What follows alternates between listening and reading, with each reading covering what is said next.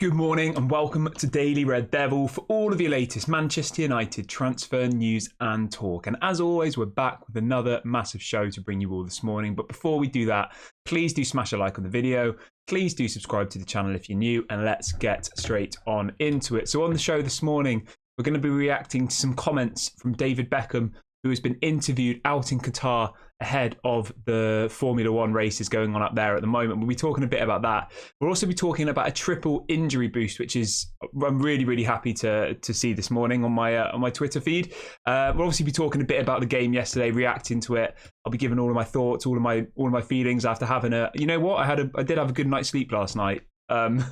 It was good. I think sometimes when Manchester United lose, it does kind of throw you a bit, doesn't it? And it does affect everything. So I slept well last night and I only woke up at about 8 o'clock, which is very unlike me. So apologies that I'm a little bit late. We've got lots of other bits to get into as well. As always, do get involved in the comment section. Get involved in the live chat. Let me know your thoughts on everything we speak about on today's show, and let's get straight on into it. So let's talk a little bit about the comments that David Beckham has been speaking about at the Qatar Grand Prix.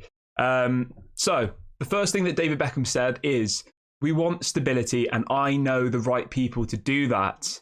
Now, who do we think David Beckham is referring to? Do we think he's referring to Sheikh Jassim? Or do we think he's referring to Sir Jim Ratcliffe? I mean, the fact that he's at the Qatar Grand Prix, right, at the moment, whilst he's being interviewed, the fact that he was part of the bid for the World Cup, I mean, it's pretty obvious who he thinks should be the owners, right? It really is. David Beckham also says, "We need the takeover for the club, the fans, the players, and for the manager. We are one of the biggest clubs in the world, and we need stability."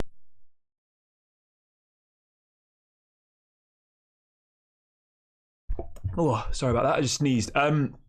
Yeah, so he's feeling exactly the same way as what we do, and I think it's interesting when you have people like Zlatan Ibrahimovic coming out earlier on in the week saying that the Glazers are good owners and that they spend money. And when you get one side of the coin where there's somebody who clearly has absolutely no idea how the Manchester United fan base are, right, goes on an interview with Piers Morgan and just makes himself look like a right idiot, to be honest. And then you get David Beckham, who's obviously a legend of Manchester United, knows exactly what the Manchester United fans are expecting, knows exactly how bad the Glazers are, and he's pretty much just throwing the kitchen sink at them, isn't he? He's telling it how it is, and I have a lot of respect for David Beckham to doing that. Obviously, his new documentary's just come out. I haven't seen that yet. I will be watching that over the next few days. But let me know if you have seen his new documentary yet. I think it's on Netflix. Let me know your thoughts if you have. He also then goes on to say, "We all want the noise to go away and we want a decision to be made on the takeover," which I completely agree with. And he says that we all need the decision. We know that David Beckham won't be liking the Glazers. We know that. And maybe, right, I've seen a few people speaking this morning. Now, at the moment, this is just talk, so this hasn't obviously been confirmed, but there's quite a lot of people saying they think that David Beckham is involved in the bid from Sheikh Jassim and that he'd be some sort of ambassador for Manchester United, which, do you know what, I would 100% endorse that. I would. I don't want David Beckham to be, picking the players or having any involvement in the coaching, but to have David Beckham as part of that Sheikh Jassim bid to be an ambassador for Manchester United, I think that would be unbelievable. You've seen how big a brand David Beckham is, and obviously he is a legend who's come, a legend of Manchester United. So I would 100% back that and endorse that if David Beckham was the face of the bid, if you like, and he was, the ones who were part of all the marketing campaigns. A bit like how Roy Keane just was part of the Glazers campaign for the new shirt, which everyone thought was the Glazers are going to go. Why would Roy Keane do it? And it seemed like he was just doing it for the money, wasn't it? Which was strange because Roy Keane hasn't done anything with Manchester United since he left, has he? He's not done any kind of brand deals or anything like that. So yeah, I would definitely endorse David Beckham to be the new sponsor, not the sponsor, the what would you call it? I said the word just now. Brand ambassador, that's the word I'm looking for. But let me know what you guys think about that. Would you like to see David Beckham involved in the takeover? Do you think he will be? I think he will be. We know he has at the moment close ties to that area of the world. I think it would be welcomed by the fan base. But let me know what you guys think. I know some of you said you don't want any extra players involved with the bid. I get that. I don't want, Gary Neville to be picking the players or to be coaching the players, but I would have absolutely no issue with people like Beckham I was going to say even Ollie. I mean, there was a story that Ollie was going to be involved in an ambassador role, wasn't there? That was back in the summer. I remember there was a story saying that Sheikh Jassim was going to bring Ollie back, and everyone went into meltdown thinking that it meant that Ole Gunnar Solskjaer was going to become the manager again, but it actually meant that he was looking at him becoming a brand ambassador. I would have no issue with that whatsoever, as long as it's very separate to the actual football and what goes on the pitch, you know, and that they don't actually have a say in the running of the club. They're just kind of people used for marketing purposes, people used to, you know, bridge the gap between the club and the fan base that there currently is at the moment, to have that kind of reliable, not reliable, that friendly face, you know, the face we trust in between Manchester United and the fans. Then obviously I've got no issue with that whatsoever. Let's see what else people are saying in the chat this morning. Scott says, what did you think about McTominay yesterday? I mean, you know what? Fair play to Scott McTominay. Like, to come on the pitch and to get 2 goals in, I think, 3 minutes? Was it 3 minutes? It felt like about 2 or 3 minutes, right? Do you know what's mad, okay? I don't want to be mean to players this morning, but Scott McTominay has more goals in 3 minutes than Rashford has scored in 10 games this season. Absolutely crazy. And I said this on my match reaction yesterday, right? You do all realise that that Scott McTominay used to be a striker in the youth academy, and people didn't really seem to know that. For most of his youth career, Scott McTominay was an attacking player. It was only when Jose Mourinho came in that he converted him into a centre defensive midfielder. So yeah, it's a bit mad really, isn't it? I still don't think he's good enough to play for Manchester United personally, but for me, in the short term, this is what I would do. And I said this in the summer. I would rather see Scott McTominay playing in an attacking role, okay, further up the pitch, because maybe he is good enough to play in an attacking role. I don't think he's good enough to play as a CDM, because he just doesn't look like he's a CDM, because he isn't. But maybe we give him a chance further up the pitch. Maybe you play him in that number 10 role. Maybe in some of those games where we really, really want to press and score goals, maybe you put him up there alongside Rasmus Højlund. You have almost 2 strikers. Maybe you put him as a false 9 with Rasmus Højlund as a striker. There are so many different options that we could do to try and get more goals, because the issue is goals at the moment, really, isn't it? Yes, we scored 2 goals yesterday, but we're creating a lot of chances and we're in the opponent's half a lot, but we're just simply not scoring. And maybe that is the solution. Maybe we get a bit of, you know, he's the leading goal scorer, isn't he, in the Euro qualifiers? He's got 6 goals for Scotland from a midfield position. So he is a natural goal scorer, Scott McTominay. And I don't like him at CDM. I think at CDM he's not good enough. But I've always said this, that him playing further up the pitch, I think could be quite interesting, because that is what what he did at a youth level. We've seen that he can score goals. He's scored quite a few goals for Manchester United over the years, and they've always been like strikers' finishes. They're never like dodgy goals, are they? They're always ones where he's in a position where a striker would only find themselves, you know? So fair play to Scott McTominay. 2 goals for him yesterday. I was in shock after that game, to be honest.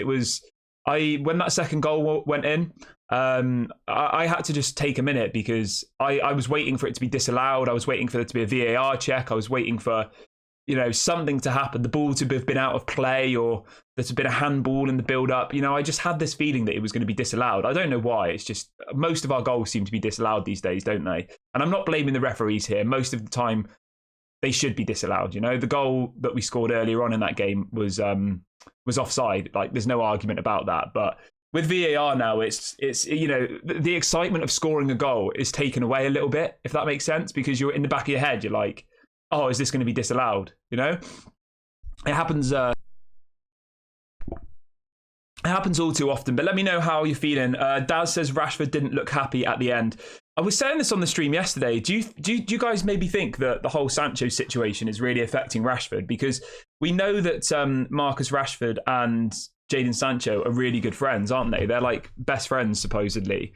So do you think that maybe this situation is currently affecting Marcus Rashford? I think it could be. You know, he seems like the type of player that could easily be affected by the environment that's going on around him. And I think that maybe this whole Jadon Sancho situation is maybe affecting him, because he doesn't look happy when he's playing. He looks pretty miserable. His head's down. He's not really trying, is he? He doesn't look that bothered. So yeah, maybe it is something to do with that. But let me know what you guys think. Do you think there is a chance that the Sancho situation is affecting Rashford? And just a quick one as well on Jadon Sancho. He wasn't even at the game in the stands yesterday. He didn't attend the game.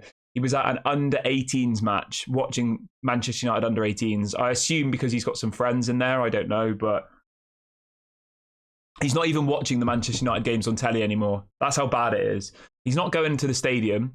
He's not obviously playing or on the bench, and he's not even watching it at home on telly. He's going to watch the Manchester United under-18s instead. So he has to go in January, doesn't he? He has to. I know everybody is in the agreement. Josh says Garnacho was incredible. Yes, Garnacho was very, very good yesterday. I honestly think that after the international break, we need to see Garnacho starting for me personally. Like, Rashford, I don't know what's going wrong with him or what's up with him at the moment, but he definitely doesn't deserve to start. I think you need to see Garnacho. I don't want to see Bruno Fernandes in that right wing position ever again. It doesn't work. Put Mason Mount out there. Put Bruno Fernandes back at number 10.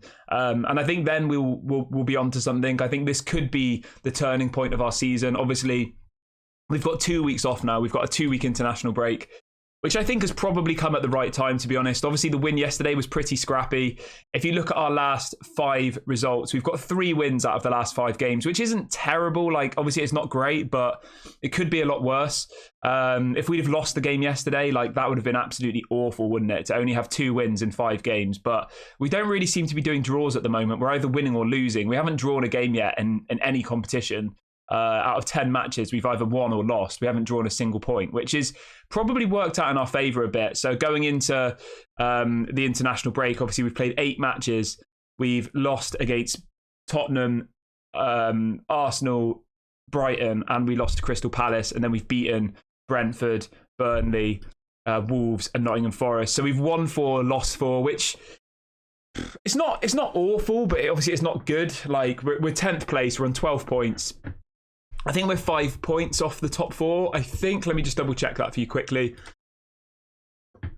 So based on today's points, we're only 4 points off the top 4. Obviously, Man City play Arsenal today, so one of them's going to drop points. Liverpool, I think, who did Liverpool play today? Was it Newcastle? Liverpool play Brighton away.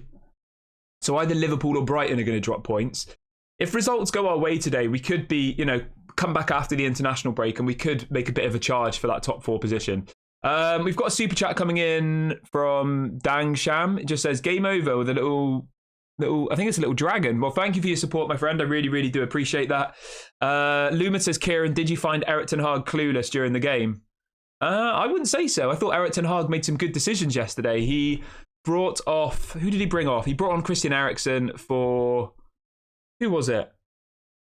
For Casemiro. That was the correct decision. Casemiro was terrible in that match. He pretty much gave us, Casemiro was the reason that we conceded that goal. Yes, we can blame Onana, but Casemiro literally gave the ball away in a pathetic manner and then they scored. So I think that was the correct decision from Erik ten Hag to bring on Christian Eriksen.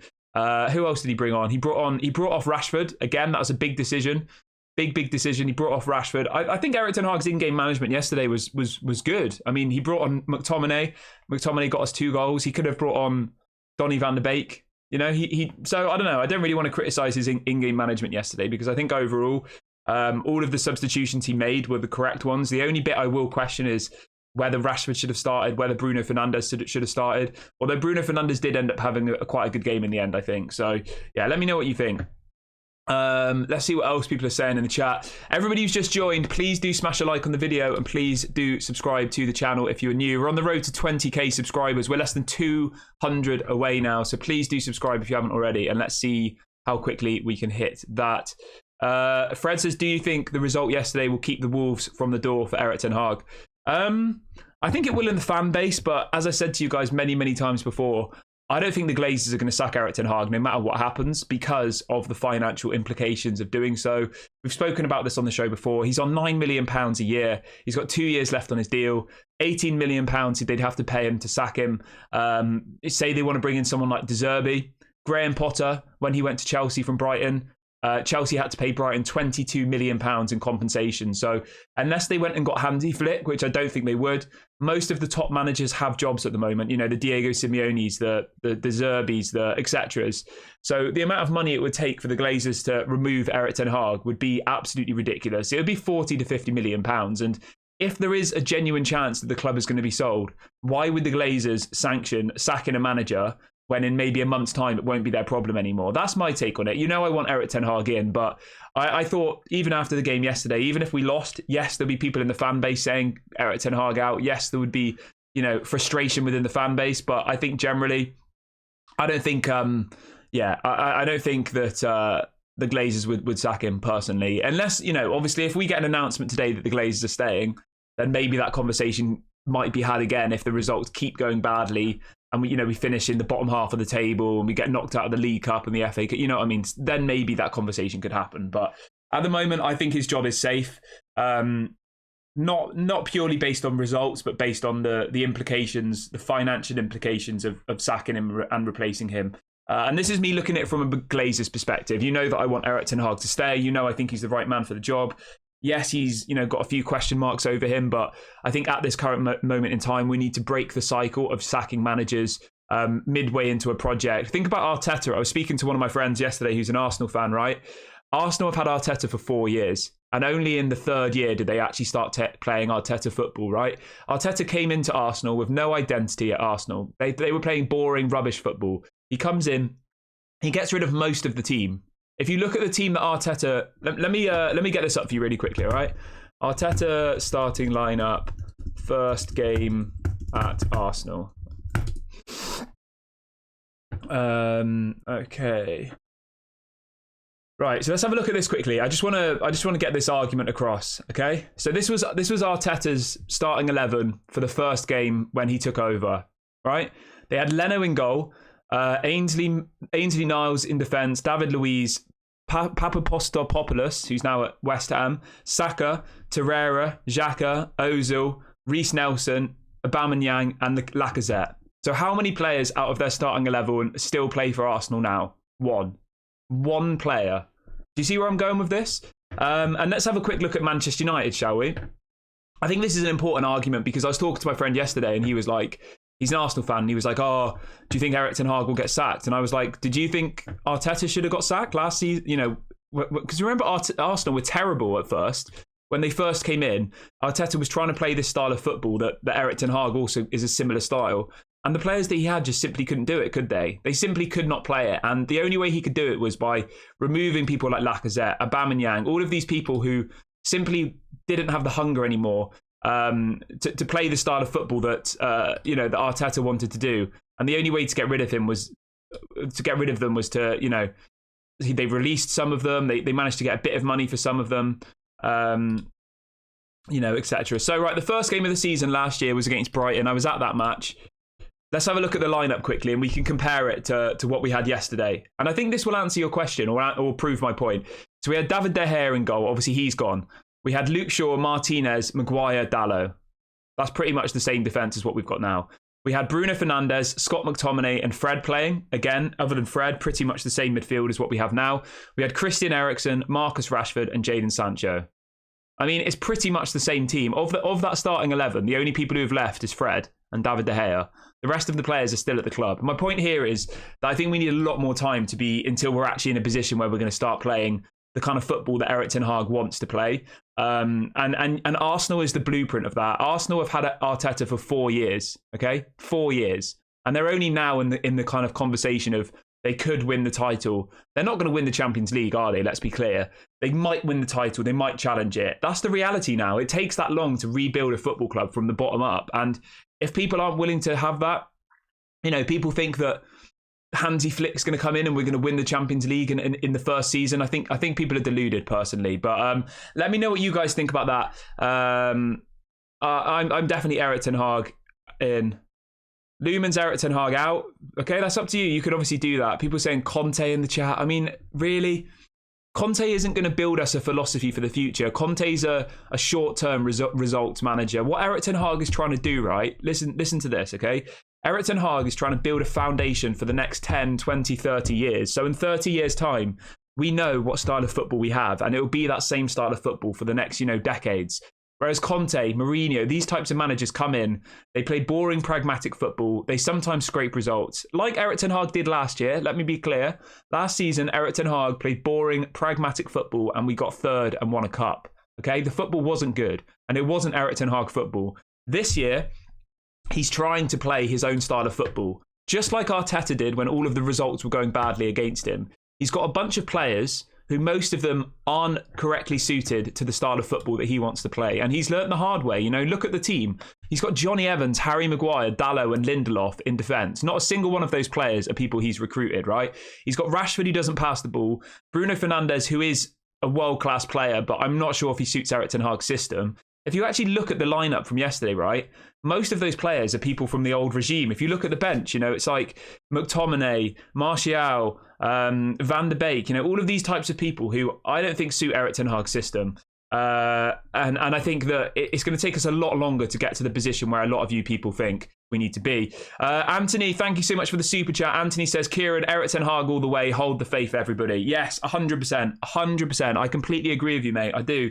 I think that when you look at the other people out there available as well, it's not like you've got, I mean, this is obviously hypothetical and a stupid point, but I'm going to say it anyway. It's not like you've got a Pep Guardiola style manager waiting for a job, right? The best manager in the world, Pep Guardiola, clearly the best manager in the world. It's not like there's somebody like that who's desperate for the Manchester United job and Erik ten Hag's doing badly and we have this amazing opportunity. It's like, even if you want to have that conversation, which some of you seem to want to do, I had some people in the chat yesterday saying they wanted Jose Mourinho. I mean, Jose Mourinho is sitting 15th in Serie A. Apparently he's going to get sacked today if he doesn't beat Caligari.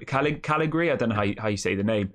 Jose Mourinho is on the brink of getting sacked for Roma today, apparently. That's what's being reported. And there's people in the chat who want him. There's people in the chat who want Conte. I mean, it just doesn't really fill me with much excitement, those types of managers. They're not people for the future. They're not people who are going to build a philosophy or create anything of a longevity. It's a short-term, come in, maybe win a trophy, then probably get sacked because they fall out with the players. It's just the same, isn't it?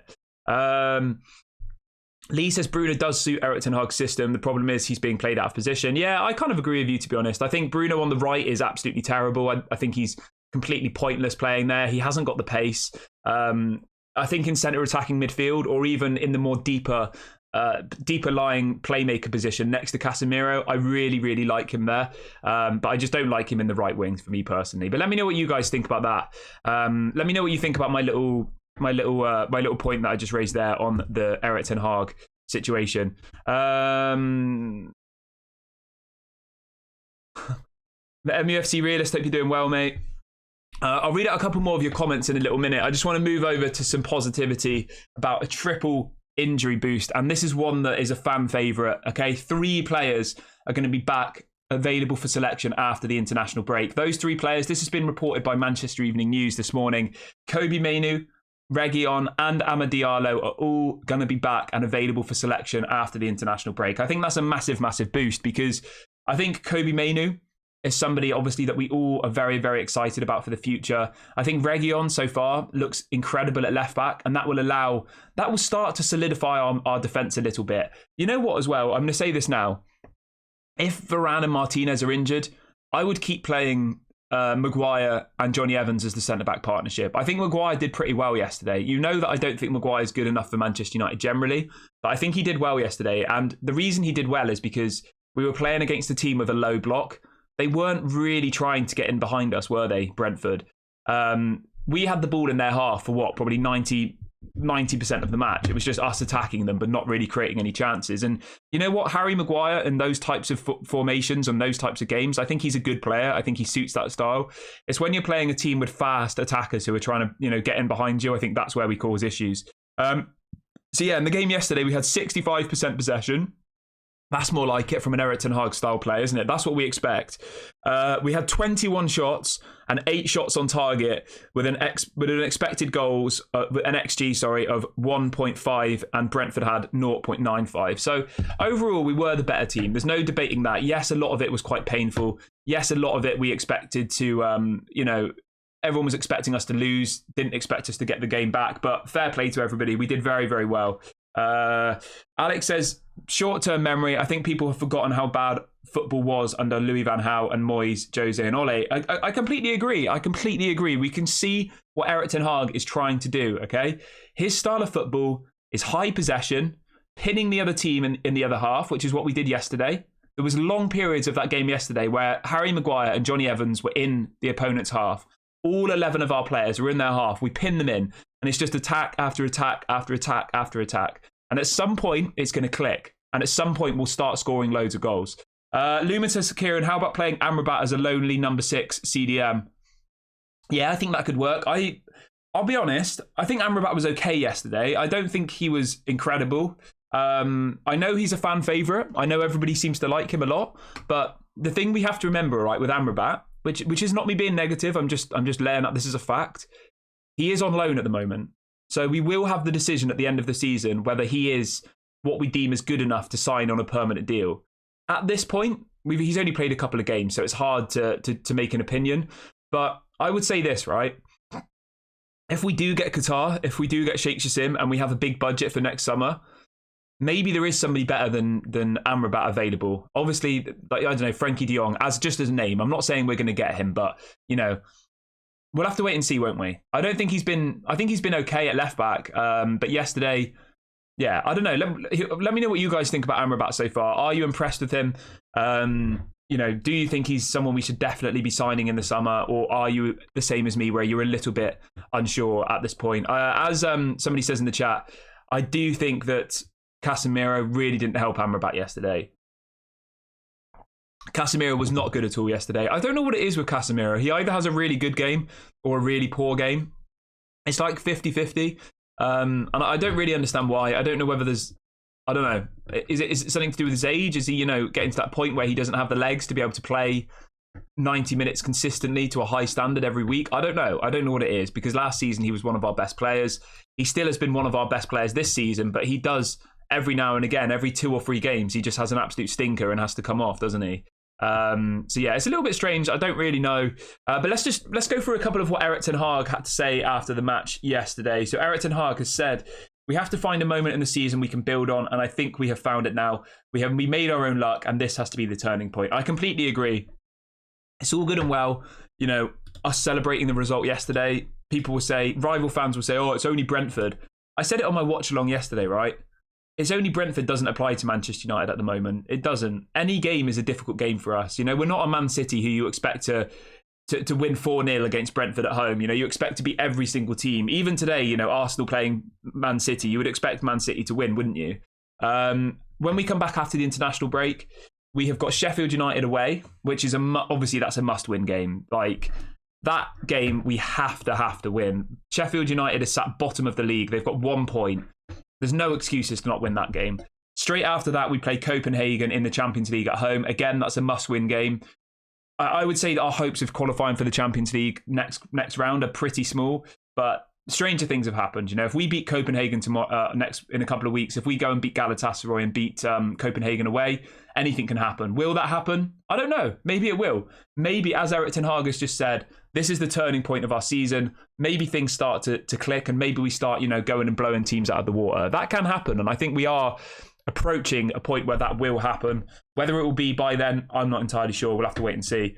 Then after that, we go and play Man City at home. That's going to be a massive, massive game.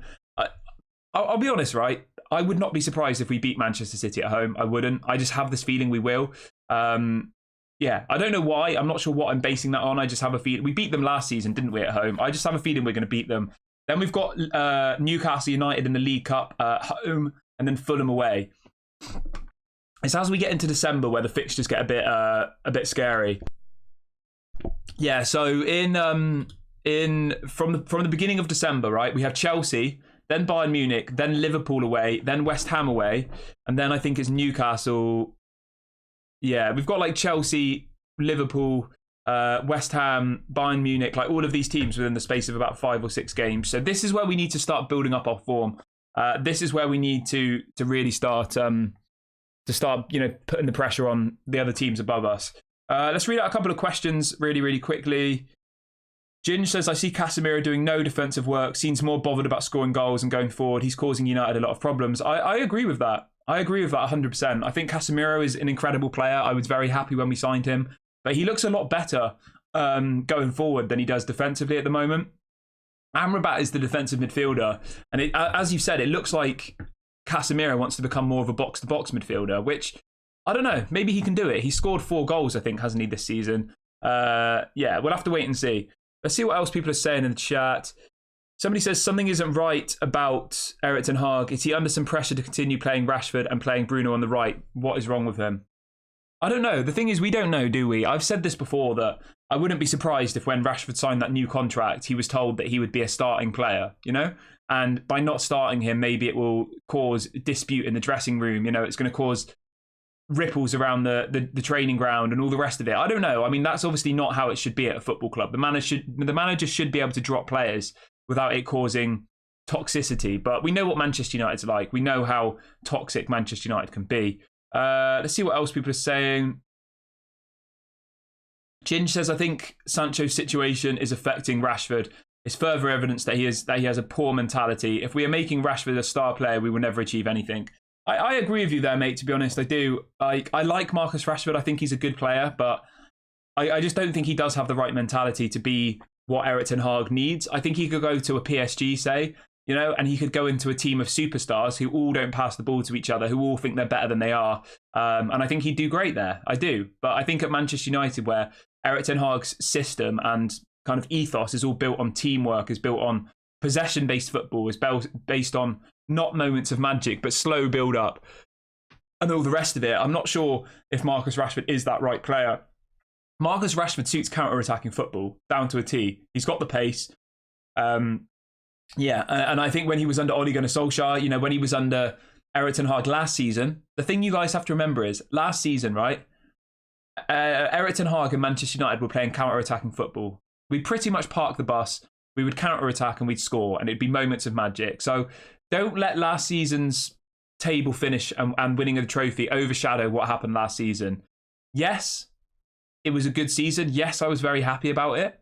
But see it for what it was, okay? Last season was not Erik ten Hag football. So it's easy for, you know, pundits who don't actually watch Manchester United to say, oh, well, why did Rashford score 30 goals last season and he's only scored 1 this season? Well, it's because the style of play's changed. We're not playing the same style of football. And I don't think this style of football suits Marcus Rashford. That's my take on it. Let me know if you agree. Let me know if you disagree. I'm going to wrap the video up here, guys.